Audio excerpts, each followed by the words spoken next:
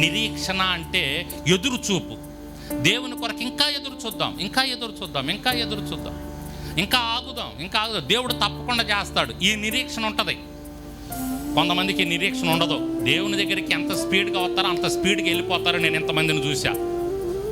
ఎంత స్పీడ్గా వస్తారో దేవుని దగ్గరికి, అబ్బో అసలు ఎంత గొప్పగా ఆరాధన చేస్తారో, ఎంత భక్తితో ఉంటారో.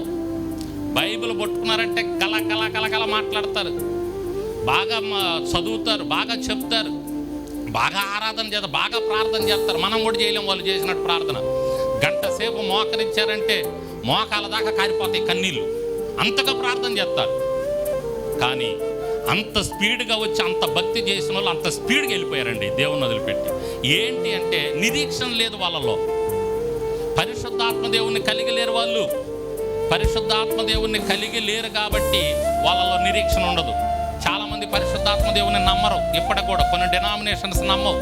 వాళ్ళ పరిశుద్ధాత్మ దేవుడు పనిచేయడు, పరిశుద్ధాత్మ కార్యాలు జరుగుతూ ఉండవు. అక్కడ చాలామంది ఉండరు ఇప్పటికి కూడా.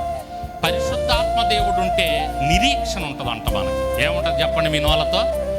నిరీక్షణ. ఏంట నిరీక్షణ అంటే నా యేసయ్య నన్ను నడిపిస్తాడు, నా యేసయ్య ఎప్పటికైనా నాకు కార్యాలు చేస్తాడు, నా జీవితంలో నన్ను నడిపిస్తాడు, నన్ను విడిచిపెట్టడు అనే నిరీక్షణ ఉంటుంది.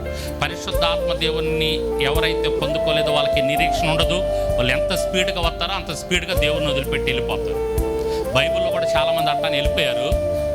చాలామంది నిరీక్షణతో నిలబడ్డారు పరిశుద్ధాత్మ దేవుణ్ణి కలిగి ఉండి. మనమైతే నిరీక్షణతో ముందుకెళ్ళాలంటే పరిశుద్ధాత్మ దేవుణ్ణి కలిగి ఉండాలి. దేవునికి స్తోత్రం. ఎవరిని కలిగి ఉండాలా? పరిశుద్ధాత్మ దేవుని కలిగి ఉండాలి. ఎక్కడ ఉంటాడు పరిశుద్ధాత్మ దేవుడు? ఇక మన మధ్యలోనే ఉన్నాడు. మనకు కనపడడు, మన మధ్యలోనే ఉంటాడు, మన మధ్యలో సంచరిస్తున్నాడు. నువ్వు అడిగితే పరిశుద్ధాత్మ దేవుడు నీ దగ్గరికి వస్తాడు.